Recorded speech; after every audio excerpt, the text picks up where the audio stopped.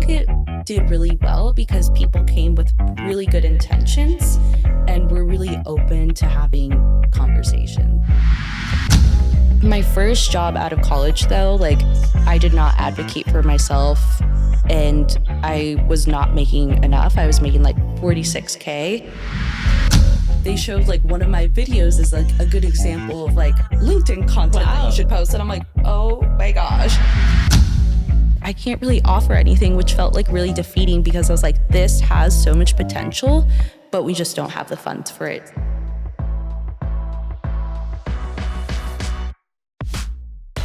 Welcome back to Doce, the podcast for immigrants by immigrants. I'm your host, Valen, and my guest today is Dani, aka Work From Home Dani, a Costa Rican immigrant and Fintech professional who creates content on career advocacy, pay transparency, and what it really looks like to be a Latina in her 20s navigating corporate America. Her platform focuses on making career resources free, accessible, and honest, blending practical advice with personal stories that deeply resonate with first-gen immigrants and Latino professionals. She's also the founder of Amigas Latinas, a New York City-based social community for Latinas that she escalated from 0 to over 60,000 followers in just 7 months. At a time when connection felt scarce, Dani turned it into abundance. In this episode, we talk about the behind the scenes of building that community, the events, the impact, and the tough decision to pause it indefinitely. And while Amigas Latinas may be paused, Dani's commitment to connection and advocacy has not slowed down. Through her content creation, she's partnered with major brands, including LinkedIn and Coursera, to educate, empower, and open doors for her community. Dani has proved that with the right resources and the right advocates, you too can belong in corporate spaces. Please welcome Dani Araya Molina. I know you're from Costa Rica. Yes. I feel like I didn't know that until you told me that. Really? Yeah. I see the flag. I'm not going to lie. At first, I didn't really recognize it. It's such a small country, and I feel like it's so beautiful and the community is so rich there that Yes. people are like, I don't want to leave. Mm-hmm. And it's so small too. So it's you're not going to see many people. I see. Yeah. So you moved here when you were 5. Mm-hmm. And I'm just curious, now that you've lived here most of your life, when you close your eyes and you think of home, where do you picture yourself? Okay, that's actually, I get asked that of where are you from? And Yeah. that's such a loaded question Mhm. because to give you the rundown, I was born in Costa Rica. I moved to California when I was 5. Then I went to school up in the Bay Area, so LA to Bay Area. Then I lived in Florida for a bit. Oh, I didn't know that. Yeah. And then I moved back to California. Then my parents moved to Charlotte, and then I moved to New York and now New Jersey. So I'm I don't know. Right.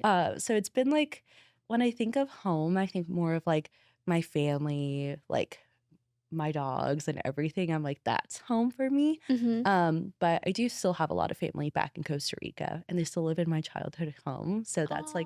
very sweet to come back to. Yeah, I love that. Do you remember when you guys moved? Because you were so little. Do you remember Costa Rica when you were little?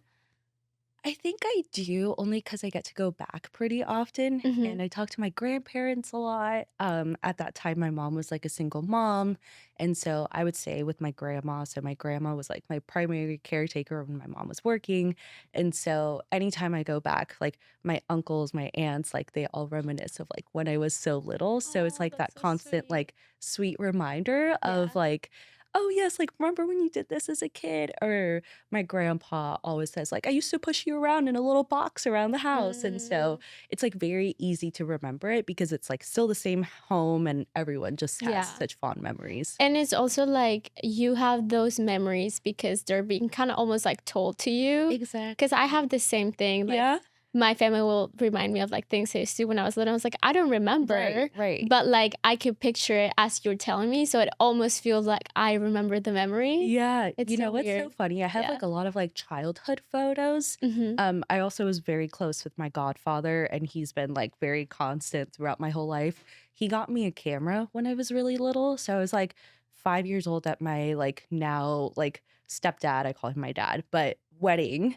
And I was like taking photos and I was like taking selfies and everything. And like I've always been documenting a lot of my childhood myself. So it's like there's also that. Like there's a lot of like physical. Oh my photos God, go you need to through. show us those photos. Yeah. So, do you remember when you moved to California? How was that? If there was a transition at all, you know, with the language, maybe even the culture, like, were there a lot of Latinos where you grew up? I think it was really complicated in a lot of different ways because it's like my routine completely changed. I was Mhm. really used to being around my grandparents and my family and everything. And Right. my mom being like, she was like pretty much like my age. Um, Also like having to come to a new country with like a child and not having the support of family. I feel like that was like pretty difficult on us. So it was just the two of you? Mhm. Wow. Yeah, my dad already lived in California, and so that's why we decided to move. Oh, okay. And so, and then also it's like everything is so different. I remember like going to elementary school and being like, my mom's like, I don't know how to sign you up for these things. Like it's all in a different language. It's all like different school system too, because Costa Rica starts like February to like December school. Yeah, it's how Colombia is. Yeah. Well, some schools. So that was like difficult of like just like cultural things that you don't recognize. Obviously I didn't know the language either. And so my parents were like, do we put her in kindergarten or first grade? And it's like, I don't know, let's just do kindergarten because that seems like the basics, which Right. I'm glad they did it that way. It worked out because in first grade you're like reading and everything. And I'm like, I don't even know. But to your question of like, was I around a lot of Latinos? No. So I was in an area called Oak Park in California, which is like very, very small, like predominantly Jewish, I believe. It was back then. And so there was really like no Latinos around that area. And I remember seeing a girl who was like really tan, had dark hair. And I was like, oh my gosh, like a Latina. And I like tried to speak Spanish to her. And she was like, I have no idea what you're saying. Turns out she was like Filipino or something. And I was like, oh my gosh. And I like remember coming home and telling my mom that and her being like, oh, like, I'm so sorry. Like, Aw, I know. So it was definitely like difficult, but I think I was like so little and my brain was like so malleable yeah. that like I just learned the language really quickly. Yeah, that's how it usually goes. Yeah. Like that's the good thing about coming in. So like I little. know. Like my poor mom, like I can't imagine moving like mid-20s to like a country and you're like have a child and have to put them through school and you don't know the language. Yeah. Yeah.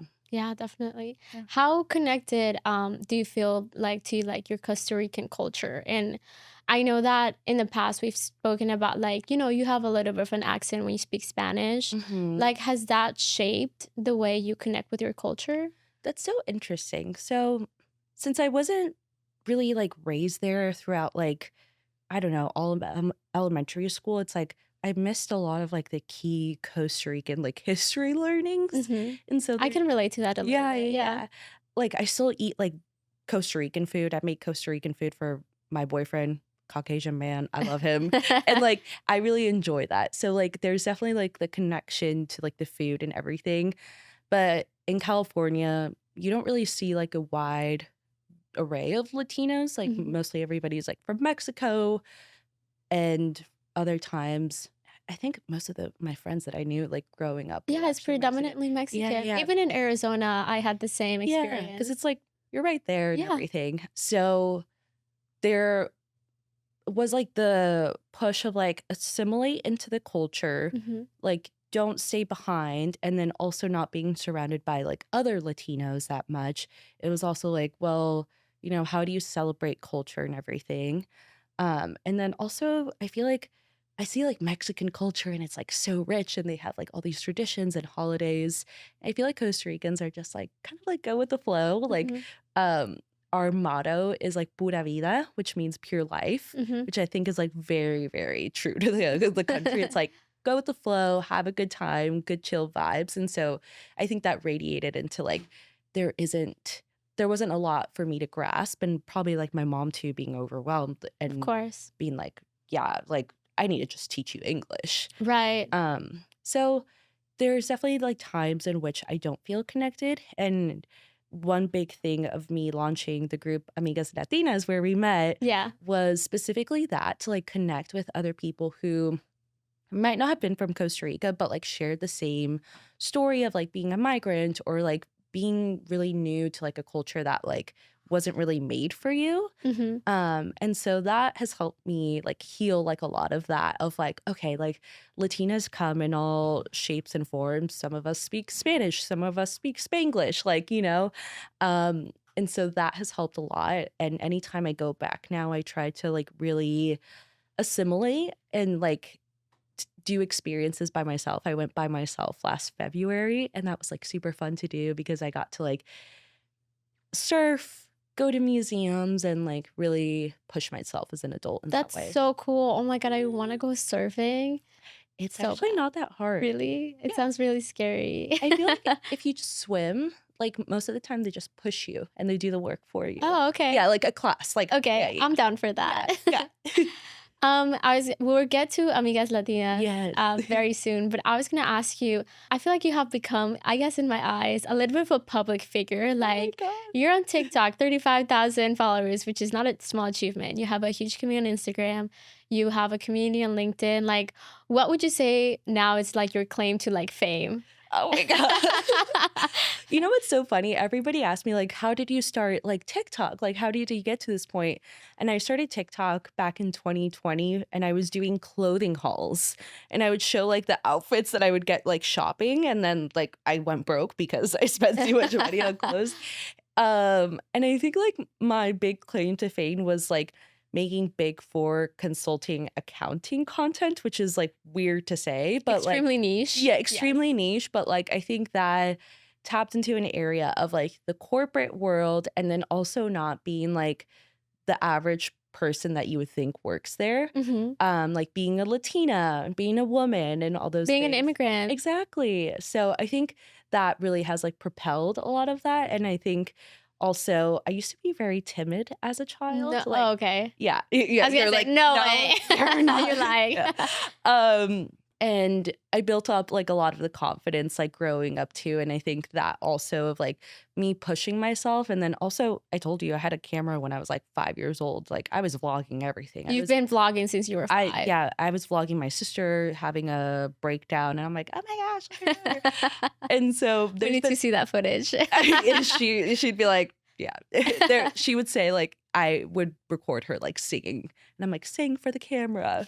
So like there's been like a lot of like key parts that have like molded into my, I guess, rise to fame. Yeah. I think, but also just like being like my true authentic self of like, okay, like, yes, I'm me at the end of the day. Like I have a very corporate persona, but like when people get to know me, they're like, oh yes, a human, you know? Yeah, absolutely. Yeah. I feel like you really like embody that Puerto Rican, I'm so sorry, Costa Rican kindness. You know, like So sweet. I haven't met a lot of Costa Ricans because again, they're, you know, back in Costa Rica, because why would you ever leave? But the times that I have, they're always like the kindest and sweetest people. And I feel like that really shines through your content. That's so wholesome. Thank you. Well, I also love that you do a lot of like paid transparency. And I feel like that's so needed, especially for minorities, especially for women. The wage gap just got increased, guys, increased recently. So I wanted to talk to you about that. Like you started like $20 an hour and now you're making like 6 figures. Mm-hmm. How has that progression been and how did you get there? Yeah, I went to San Jose State, which is not like a prestigious university in the Bay Area compared to like a Berkeley and Stanford that are right there. But I think it's really well located and like with good connections. And so that allowed me to be like, okay, like how much should I be earning? And then even though I graduated during the pandemic, like it was still like kind of like a proximity thing too. So I was able to get like internships pretty early on. And it was because other people were like, hey, you need to get an internship. And I was like, I don't know what I'm doing. Okay. Um, my first job out of college, though, like I did not advocate for myself and I was not making enough. I was making like 46K Oh, wow. and I was having to move across the country for this job. I, was living with like a roommate and everything. And I don't know. I was out of college. I didn't know how to manage my finances. Of course. No one does. I feel like the first 2 years, you're just like, Yeah. you don't see your salary. You're like, Exactly. yeah, I don't know where it went. And then when I went to go leave that job, I was like looking and I was like, okay, like tech pays really, really well and I get really good benefits. And so it was like kind of through that where I was like, okay, let me see how I can get like a little bit more pay, whether it's like through the actual salary or stocks. And that's when I started to be like, okay, like how can I be like strategic about this? Because I mean, my parents didn't really teach me this of like, I don't know, or Costa Rica. I'm like, I don't know. Like back then, you didn't have the concept of like a salary, stocks, and like Even asking for like equity or stocks in a company, that's like higher level. Like, oh, wow, you're really thinking about this. Yeah. So I kind of kept learning about that. And I actually had really great managers and really good leadership at that time that like allowed me to ask these questions. And like, we're like, hey, like, we know that you're clearly young. And they're really open to like guiding me and like providing of like insight of like, this is what this means. This is how you can leverage it. So I'm really thankful because I had like a lot of people that I could lean on. One of my really good mentors from like my first internship, he guided me a lot. He actually, when I graduated, gave me like a great book in terms of like how to manage your finances. I'm like, what a great book. And then the older that I got, the more strategic I was like pushing of like, hey, like actually my experience, I have these certificates. I was able to push for like a lot more in terms of salary. But I think proximity, location are super, super key. Like I went from working San Francisco area to now New York City. And so those have been like really big hubs for like paying well. And so I think if I were to go back to Florida, like and get a job there, it wouldn't pay as well as it does here. Yeah. And how did you decide to like evolve from like doing your dress hauls to like now, career tips and like how to get a job? Like how is that transition? And of course in big tech and I feel like in corporate America in general, like I have found myself where I'm like the only Latina. My last job, like I was like one of two. How do you manage that as well? So the transition actually came because I was getting like a lot of traction and a lot of people like candidly asking for like feedback and insight, like very much in the position that I was at. I was like, I don't know what to put on a resume or like, I don't know how to really make a resume that's like fitted for that. So I kind of grew like a small community of like other Latinos, people of color, like immigrants who were also unfamiliar with like this whole process. And so that's how the community started to grow. I also started getting like candidly like brand sponsorships too. And so like that also pushes you to like continue to partner with other people. I think like the very first one that I did was like Logitech. It's not pronounced Logitech. It's Logitech. Logitech. Yes. Okay. And so that was like really cool of like getting kind of like a push there and saying like, oh, like that's like another source of income that I can have as well. Well, I am not planning on quitting my full-time job to pursue that. It is like nice to have that extra cushion. But then to your question of like being a Latina and being like an immigrant in those spaces definitely like does feel foreign at times. My last company and the companies prior were definitely like more diverse. And then this company that I'm at, it's definitely like I'm the only Latina at the company, I think. Wow. Is it a small company? It's a pretty small company. Okay. Yeah. I guess. Yeah. It's also like finance, capital markets. And so those areas like traditionally haven't been tapped in by Latinos. I feel like it's like, now we're seeing more. So it's difficult at times, but there's a part of me that's like, I've been able to get into these spaces with like my skill set and my career. And me sharing that also allows people to see that like, hey, like, wow, she's like 27 and she's like working as a manager in finance. It's like, I really enjoy being like a mentor and like a teacher in that space. Yeah, I Yeah. love that. Mm. All right, so let's get into Amigas Latinas. Fun. That was such a crazy chapter, like from this side of, from my POV. Tell me a little bit about that, share with us. It went from like 0 to 60K in I don't know how many months. Like, tell us about this craziness. Okay, so for anybody that's listening, Amigas Latinas was basically founded as inspiration from other groups in New York City that I saw that did like wellness, connection, community events. And I was like, I really want to tap into like my Latina hood, I guess. And I started it because I was like, I really love these events. And I feel like I'm a Libra, Virgo. Okay, what does that mean? Basically, Virgos are like very planning, very structured. They like to, that's like the whatever they say about astrology. Okay. And so I very much like love planning events, and I love bringing people together. I love like leading and kind of being, I don't know, a guide in that way. And so I started doing events of like community walks and everything. And then which one did we meet at? We met at the Cafecito speed friending one. No, we met at Marimba in New Jersey. But that one was social bingo. Yes. Yeah. So I started doing things that were like really true to the community of like cafecito, loteria, like all these like fun things. And so it grew completely like overnight because there truly was like a need for that in the city. I went to LA for like a trip as well, and like people loved it. I think one thing that's really lacking 2025 has been lacking for like the past couple years is like the idea of third spaces. Yes. And I think that created like a really nice space for everybody. And also, can you explain what third space is for people that don't know? So third spaces, so first and second spaces, I think are considered like your home and work. And third spaces are places like libraries or parks where you get to be in a community together, where you get to connect with others, not in like a corporate sense, I guess. And so Amigas Latinas was specifically that, of like we would rent out spaces, we would make people have name tags and introduce themselves, we would give icebreakers.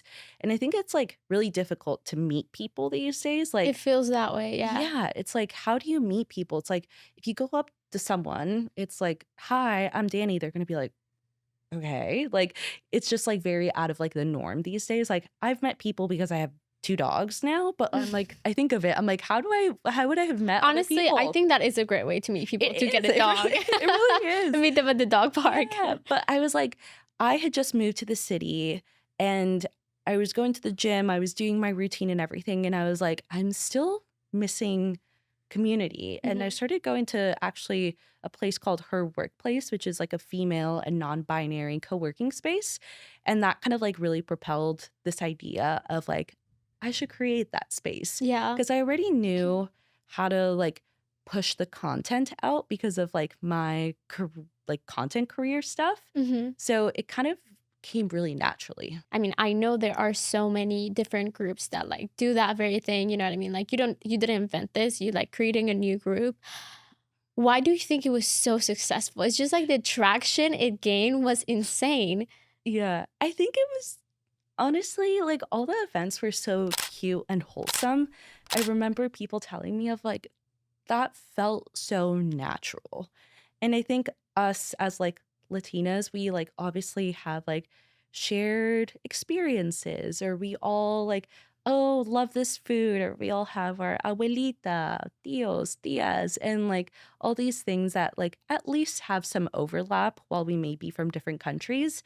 And so when people came, they felt it like it was really natural because it was also people seeking community too. You know, if you don't want friends, if you just want to stay to yourself, you probably aren't going to show up to these events. But these were people also like knowing that like, I don't want to scroll on TikTok like forever. Like I want to meet people. And so I think it did really well because people came with really good intentions and were really open to having conversations. Yeah. And you got to celebrate like 1 year with Amigas Latinas, right? Yeah. I think honest, it would be coming up on 2 years this November. Wow. I know. I made like a friend that now I'm in a book club with through there. So cute. I met a friend who then we went to like a different like a one of those walking and running clubs, and then fun. I met a different friend there with her, and then we joined a volleyball league. So like for me, there were so many like different connections that stemmed just from Amigas Latinas, and I'm sure stories like mine there are so many. So like,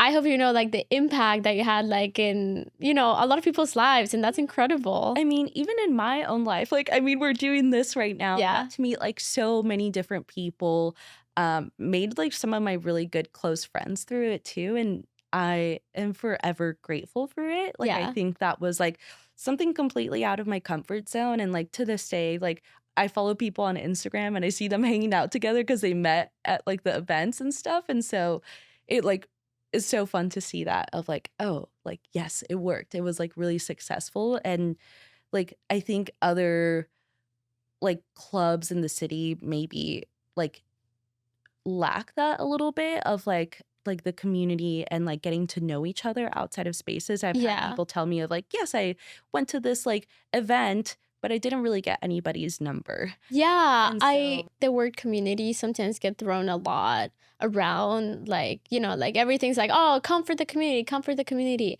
And I have been also in those spaces where it feels very cliquey and it's not very welcoming. Yeah. I feel like it takes I don't know what it takes, like a certain kind of energy, a certain kind of pura vida energy to feel welcoming. Yeah. I think like just being like Latinas and having like that shared baseline of like, wow, I can actually like come to events and I can speak in my like mother tongue. Like I can speak in my language or I can speak Spanglish. Like even if you don't speak Spanish, like you probably know some words, you know? Yeah. And so I think that is also felt like very natural for people where some of those other events, as amazing as they are, might not feel as comfortable sometimes. Yeah. So let's talk about I'm sure the difficult decision to like pause indefinitely the group, and like, you know, how do you continue your content creation? Yeah. So almost like a year ago, I decided to pause the group after having it had for like a year. So it grew so fast that I just don't think I was prepared for that growth. So I was like the sole owner of it. And since it grew so fast, I'm like, whoa, I'm like charging people for these events. I need to make it like an LLC. So I was going back and forth with like some other community groups, Corporate Pero Latinos, like Sophia, the founder, amazing. She like guided me a lot through like, should I do like an LLC? Like what have been some of the hardships of making it a nonprofit? And so I had to make those decisions myself. And I'm like, I don't know. Like, I'm just a girl. Like, I don't know what I'm doing. I'm a 27-year-old teenager. Yeah, literally. I'm like, I'm a corporate teenager. I don't know what I'm doing. And so it was also like those decisions of like, okay, like I had to put my own money into it too, to like launch it as well. Like it was never really profitable, which is fine. Yeah. But because it was like truly like a passion project, but there was times where people tried to buy it from me, or like I had to sit down and do like the accounting books, and I'm like, I don't really like this. Right. And it kind of took the fun away from it. Exactly. And then I was also working like a full-time job at that point. I had actually quit my job and started like a new job towards the end too. And I'm like, I just don't have the time. And I really like to be intentional of like, when I plan on an event, I want it to be cute, fun, wholesome. I like to have like little merch prepared for it or cute stuff like that. And I just felt like I couldn't show up in the way that I wanted to. And towards the end, I was like so burnt out that I was just like, I'm like, I want to show up for my community and I want to host a space that feels welcoming.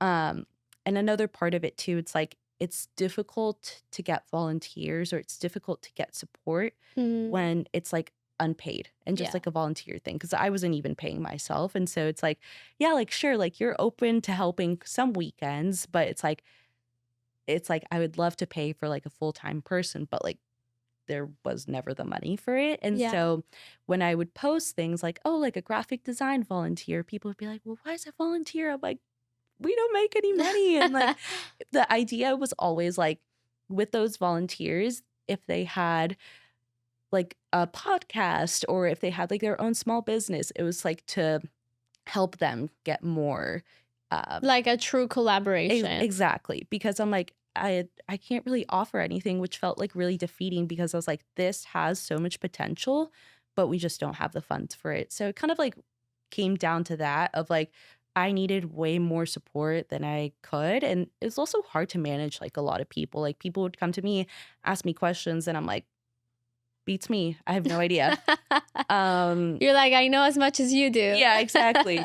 But I had to be the one to like kind of like make the decision, and it kind of got to be a lot.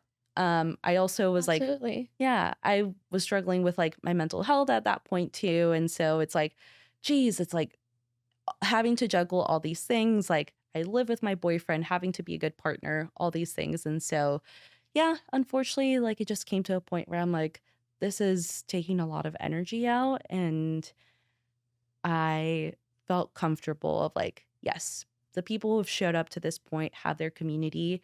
And I felt really confident too of like, if people came to me and asked me like, well, why did you shut it down? Like I could recommend like other groups in Yeah. the city, or even in LA and stuff. So yeah. Have you found yourself in that place before of like wanting to give yourself to 100% to so many things and like feeling burnt out? Oh yeah.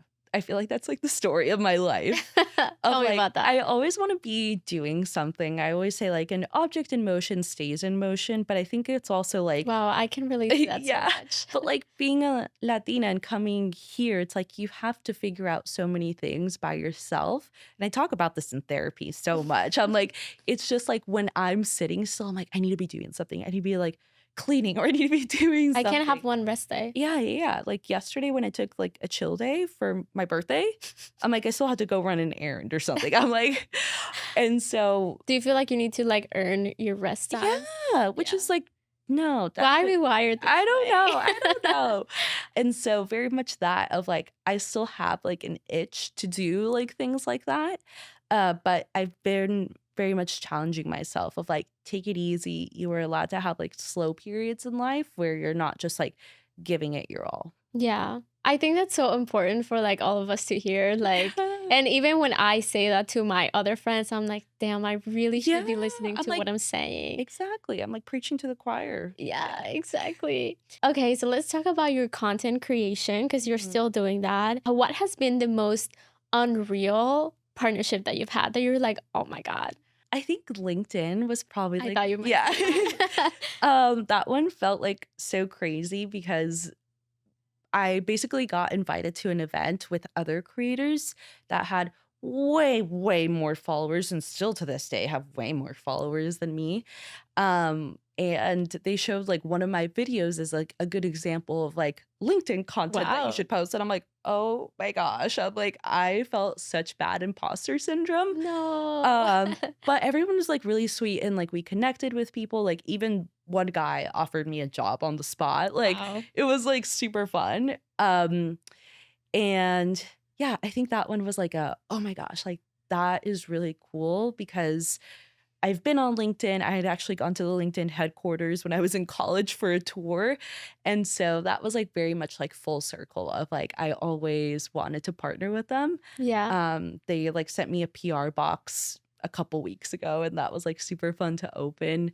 Right now I've been working with Coursera, which is also super fun. So yeah, I think it has been fun to partner with these like companies that like, I am glad they're choosing to incorporate like a small Latina creator into like their like alumni, I guess. Yeah, I Yeah. love that. And I think it's also like a lot about like high quality content, you know, because obviously there's a lot of content out there, but not all of it is, I feel like a lot of it is like brain rot content. Well, now there's like just like AI content, you know, like yeah, what's that the social AI media?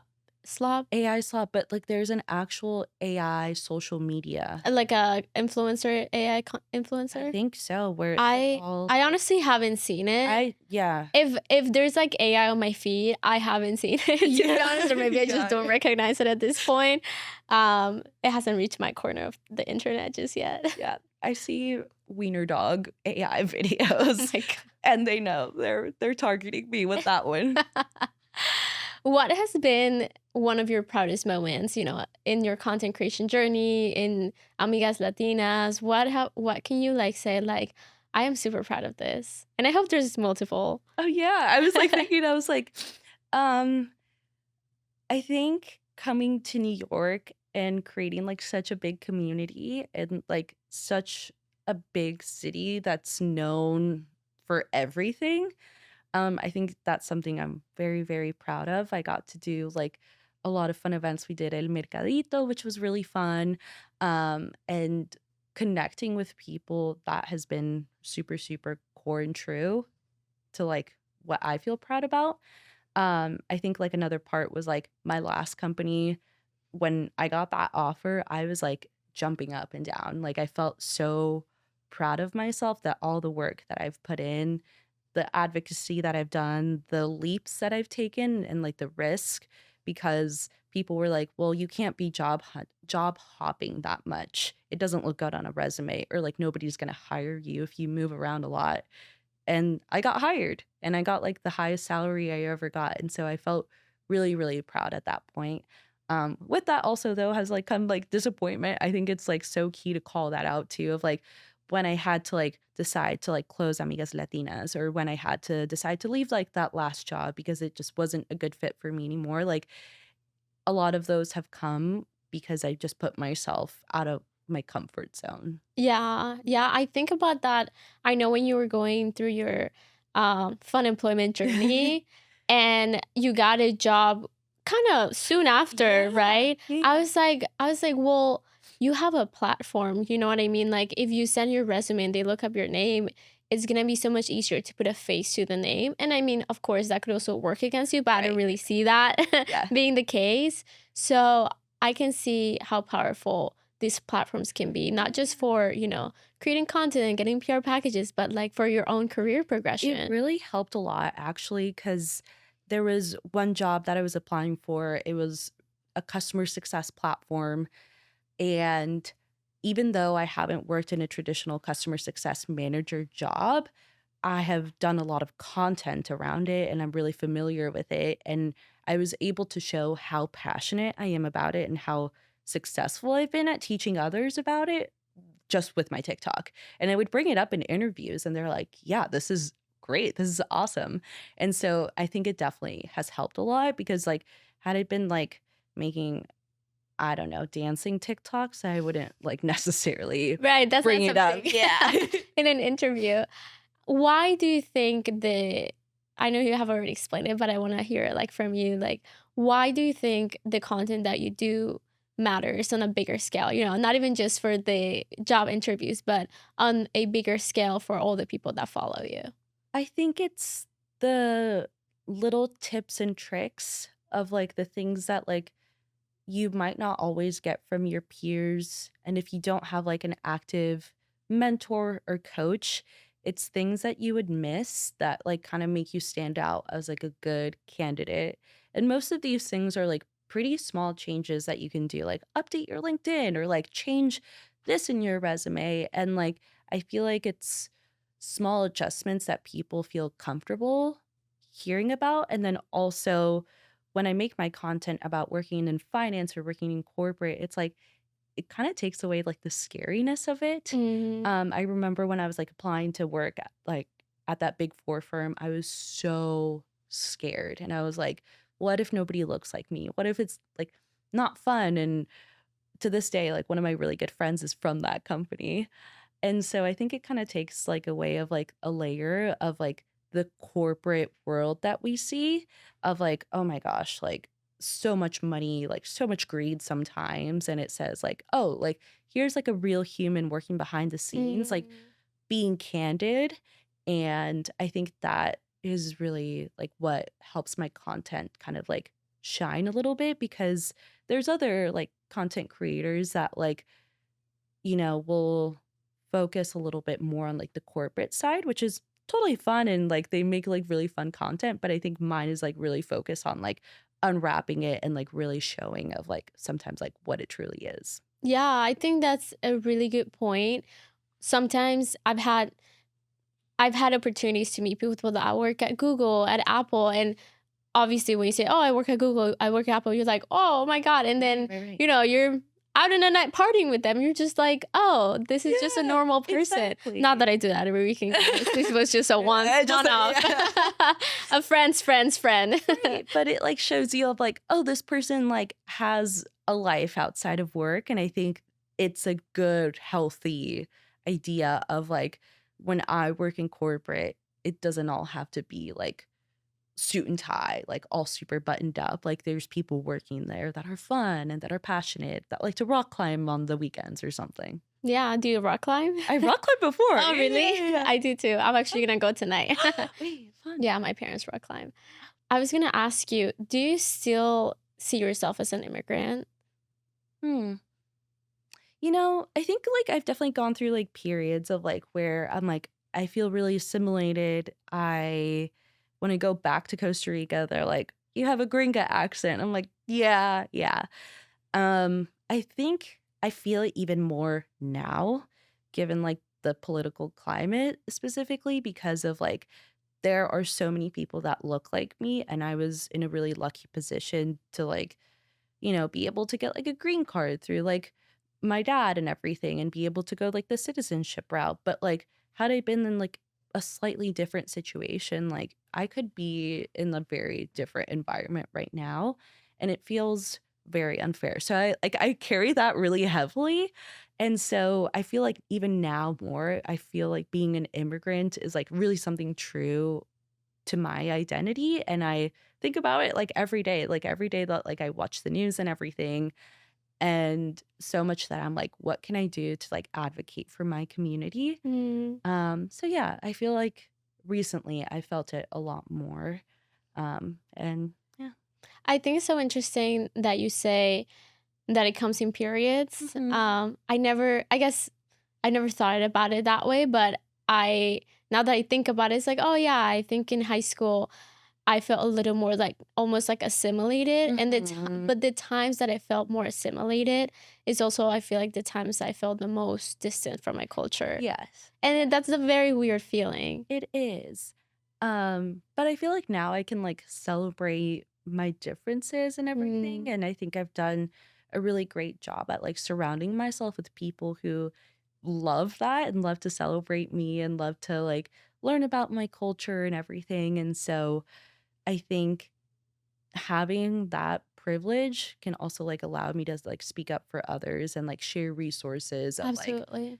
because I think it's just a matter of like education of like, if you are stuck in a situation where, you need support, you need resources, it's like it first comes down to education of like learning what resources you have. So yeah, I think it definitely has come in ebbs and flows, but feel very strong connected to it. I think something that is also important to highlight is, of course, this is a podcast for immigrants, by immigrants, like about speaking about the Latino experience. But I think it's also equally important to highlight the allies. And for example, like your partner, he's not Latino, he's Caucasian, right? Yeah. And so the role that he also plays, because, he loves you and he knows your culture, and I'm sure that he advocates for the same things that you do. So as much as, I love to talk about my Latino culture and I feel so proud of it, I think I love to acknowledge the people that celebrate us. Right. Yeah. Yes. Having a partner who advocates so much, like he's like, I know I am very privileged. Like I am a white male. And like he will go to protest, he will go and advocate, and he really uses that of like, I know I'm so privileged and I'm going to use my voice for those who are, scared to come out of their house because, certain situations. And so that has been super, super key. And like finding people, I think being in such a big city, a city that celebrates diversity too, is like really has been good for kind of me right now in this period of life. Do you ever see yourself going back to Costa Rica to live? I do think about that more often than I like to say. I think my most recent trip that I did this year, I was like, why do I live like in a cold, cold city? Um, I love being here in New York City, New Jersey area, and I don't think my time here is done, but I think in the future I wouldn't be opposed to it at all whatsoever. And that is also really lucky to be able to say because there's also like a lot of Latino companies, countries right now going through like a lot of turmoil. Absolutely. And, like people would love to return to their homes, but they just can't. And so I do see it as like an option one day. However, I do want to live in Europe. I would love to like live abroad. Oh, really? Yeah. That's the move first? I think so. Yeah. Wow, where in Europe? Probably like Spain, so I can at least speak the language or something. Do you have any fears associated with moving? Because I'm in the same boat. I dream about moving back to Colombia, and especially at our age where, you have a partner, but like, if you're single, you don't have children, everybody's like, just go and do it. But it just feels so reckless. It's like, well, I have a career. I should probably set some stuff up for my future self. Exactly. I was like, literally like the other day, I was like, what jobs could I get in Costa Rica? And I was like, wait, I could actually get a job there. And then I was like, oh, that feels really scary. Like a part of me is like not willing to take that leap just yet. And I don't know what it's gonna take for me to get to that point of like, oh yes, I'm ready to move. I'm ready to pack up all my stuff and go. I did study abroad in London. And so I'm very much used to like moving around a lot. So like the fear, you are. yeah. I'm like the fear of like moving isn't so much like the fear of it, but now it's like, where do I get a job and something stable? And especially with like my boyfriend and everything, it's like, can he find a job too? Right. And now so you it's have like, to think about both exactly. of you. Yeah. Okay. Yeah. Okay. I think that's very fair. Yeah. Do you think your 5-year-old self will be proud of what you've done so far? I do think of that. Okay. I know we'd like talked about like we don't like AI, but I did do that one AI trend where it's like, I want to do that. yeah, it's so cute. It's like your older self with like your little baby you. Yeah. And yeah, I actually like I think of little Dani a lot, and I think a lot of my friends know that like I do reminisce on that a lot. Like, yes, she would be very proud. She would be kind of surprised that I didn't turn out to be a doctor because I really wanted to be a doctor, but I'm like, girl, we are not good at science. That's not the life for us. Yeah. But yeah, I think she like would be really proud. I think she'd be like surprised. I think like 15-year-old me would be like, whoa, like we're in New York City, like that's been like our dream to like live next to it or like live there. And so when I get in like really like the slumps or something, I'm like, but little me would be so proud. And like even having my dogs, like I remember when I first got my like little wiener dog, I was like, little me would be so happy. And then I got this little Cocker Spaniel. We rescued him and I grew up with a Cocker Spaniel. I'm like, oh, little me would be so happy. And we also have a kitty too. So it's like, oh my gosh, like she loved animals and I still love animals. And so, yeah, I think my parents too would know that like little me would probably be jumping up and down. Oh my God, I love it. All right, I have a few like fire questions for you. Ooh. And I don't know too much about Costa Rican culture, so if some of these sound weird, I'm gonna blame Google. That's totally okay. Gallo pinto o casado? I would say gallo pinto because it's like that's like a traditional one. Like it has like a very particular taste to it. What would you pick? Tamales navideños o arroz con leche? Tamales. Playa o montaña? I am an ocean girl, so yeah, beach. Can you teach us a Costa Rican word? Diay is like a Costa Rican slang word, I guess, which basically means like, oh, well, what? Or like, what do you mean? Or like, So I'd be like, diay Valentina, like, what are you doing? Or like, when I call my mom and then she like doesn't answer and then I call her again, I'm like, diay, like, what were you doing? Like, it's just, I don't know, like an expression of like, it can be used universally with anything. I've never heard that before. Yeah, I love it. Yeah. All right. And then a closing tradition that we have is if you could give advice to your younger self who is like migrating here, what would you tell her? I know you were little, so what would you tell her to make her journey maybe a little easier? I would tell her to not be like scared, and that there's a lot of people that are going through that journey, and you might not meet them right away, but you'll get to meet them when you're older. And I think that would have made me feel like a little bit less alone. So yeah, and just to keep pushing and keep learning. I think that's like one thing I always loved. It's like keep learning, even though it's like not your career right now. Like I love history and I watch a lot of history videos right now. And so that's something that I'm like, keep on pushing for that. And then I'll think of it like a advice that I would love to give to my future self. Oh, Yeah. okay. I'm like reminiscing. I'm like, it's my birthday. It was my birthday yesterday. So I'm like, what does 50-year-old Dani, what advice would I give her?